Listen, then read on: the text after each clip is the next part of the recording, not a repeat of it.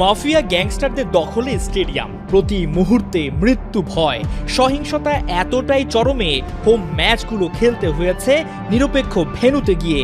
সবচেয়ে ভয়ঙ্কর ব্যাপার, দায়িত্ব নেওয়ার পর নিরাপত্তার ঝুঁকিতে 18 মাসে একটাবারের জন্য সে দেশটাতে পা রাখেননি দলটির হেড কোচ।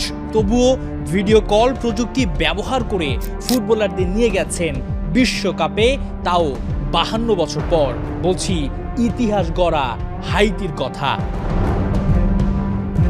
1974 সাল ইতিহাসে প্রথম এবং শেষবার ফিফা বিশ্বকাপ খেলে হাইতি। এরপর আর কখনোই তারা মূল পর্বে পৌঁছাতে পারেনি। 52 বছর পর তাদের প্রত্যাবর্তন সিনেমার গল্পকেও হার মানাবে। দেশটির রাজনৈতিক অস্থিরতা, দীর্ঘদিন নির্বাচন না থাকা, দুর্বল আইন শৃঙ্খলা বাহিনী এবং প্রতিনিয়ত দেশ ছেড়ে ফুটবলারদের বিদেশে পাড়ি জমানো, তার সঙ্গে যোগ হয় 2010 সালের 7 মাত্রার ভয়ঙ্কর ভূমিকম্প, যেখানে মারা যান প্রায় 3 লাখ মানুষ। এতে একদিকে বাড়ে তীব্র খাদ্য সংকট, অন্যদিকে সবকিছু চলে যায় মাফিয়াদের দখলে। যেখানে বেঁচে থাকাটাই সংগ্রাম, সেখানে ফুটবল খেলা তো বিলাসী ব্যাপারই বটে। এমন পরিস্থিতিতে বিদেশে পাড়ি জমানো ফুটবলাররা ধীরে ধীরে বিশ্বের নামি দামি ক্লাবে নিজেদের নাম লেখাতে শুরু করেন, যা বড় একটা টার্নিং পয়েন্ট ছিল হাইতির জন্য। 2024 সালে ক্যারিবিয়ান দেশটার দায়িত্ব নেন সাবেক ফরাসি ফুটবলার সেবাস্তিয়ান মিনে। কেনিয়া, কঙ্গো সহ বেশ কয়েকটা দেশের জাতীয় দল এবং ক্লাবে দায়িত্ব পালন করা এই কোচের কৌশলে বদলে যায় হাইতিয়ানদের ভাগ্য। মিনে যখন দেখলেন দেশটিতে গিয়ে কোচিং করানো প্রায় অসম্ভব, তখন বেছে নিলেন ভিন্ন পথ।